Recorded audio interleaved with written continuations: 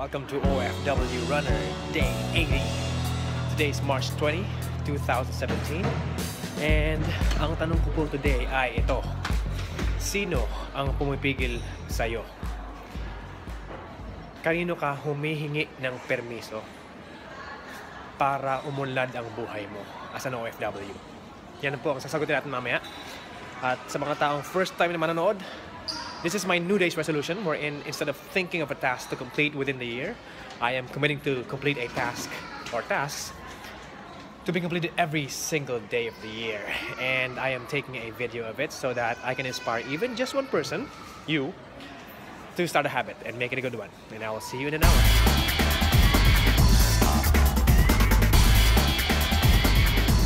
Alam mo, Nay, Tay, alam mo, anak, alam mo, honey, alam mo, pre,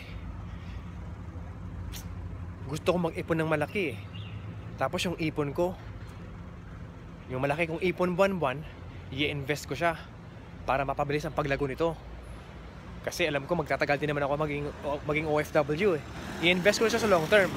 Tapos, pag lumago ito, after nitong lumago, ang gagawin ko, gagawa ko ng business para lalo mapabilis kung sakaling ang business ko ay lumago din. Kahit mag-fail yung una kong business, uulitin ko siya. Hahanapin ko yung gusto kong business, yung mahal kong business, yung tipong gusto kong gawin para hindi ako susuko. Yun ang gagawin ko, pre. Pero, anong pumipigil sa atin? To be specific, sino ang pumipigil sa atin para gawin ito, OFW? Aminin mo. Sagutin mo sa ikabuto ng iyong puso. Hukayin mo. Sino ang pumipigil sa'yo? Kanino ka humihingi ng permiso para umpisahan ang balak mong ito? Para sa akin, may mga pumipigil sa atin bago tayo mag-umpisa or mag-decide na maging successful or umunlad. May nabasa ako, sabi nila, everything starts when you decide. Pero laging may pumipigil sa atin. At usually, tao ang pumipigil sa atin. At usually, ang ating mga mahal sa buhay, ang taong malalapit sa atin, at taong mahal na mahal tayo, ang very concerned sa atin. At hindi nila namamalayan or unknowingly, napipigilan nila tayo sa ating mga balak sa buhay. At dahil nakikinig tayo sa kanila, dahil alam nating mahal natin sila at mahal nila tayo, usually nakikinig tayo sa kanila. Nangyari na ba sa inyo ito, kaibigan? Gusto mo mag-ipon ng malaki, pero sabi ng iyong magulang, alam mo, huwag mo nang isipin yung business na yan. Mag-ipon ka na lang. Kasi baka malugi ka. Alam bang 95% ng lahat ng business ng 3 to 5 years, first 3 to 5 years, nagpe-fail? Nasa magandang intensyon. Pero alam natin na kung gusto natin yung business na yon, hindi tayo susukat. Ulit-ulitin natin yon para hanggang sa umunlad tayo. There will come a day na mangyayari na maging successful tayo kung hindi tayo tumigil. We only fail if we stop. So, nangyari na ba sa inyo to? Alam mo, gusto mong ipon ng malaki, pero sabi ng iyong anak, Dad, Mom, Dad talaga, dati tatay, nanay, Tay, Nay, tataas sana ang grade ko kung makakabili ako ng laptop para magawa ko yung mga homework ko ng maayos. Ikaw naman, naisip mo, oo nga no, bibili ka ngayon. So, imbes na mag-ipon ka, bibili mo yon. Ang problema, taon-taon, ganon. Isa pa sa mga anak, alam mo, Tay, Nay, gusto ko sana mag-aral sa private school Kasi sa public, parang wala akong natutunan. Ako, galing ako sa public school. Okay naman ako. Hindi naman naging hadlang para sa pag-grow ng isipan ko. At usually, nakadikit sa kung sakaling pumayag ka mag-private school ang anak mo, pati yung lifestyle mo aangat din So, ang mga kasama ng mga anak mo, mga may kaya na rin, or malamang OFW din ang magulang, lahat bibigyan sila ng mga gusto. So, pati yung pagkain nila, dati kumakain ng tuyo, kumakain ng champurado, kumakain ng mga payak lang na pagkain. Nung napunta sa private school, hindi na rin. So, isinama mo pati yung lifestyle, umangat na rin.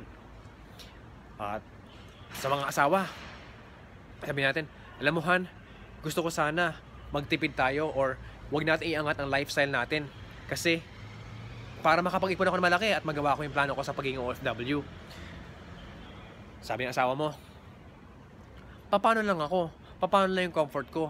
Akala ko pa naman pag naging OFW ka, magiging komportable na ang buhay ko.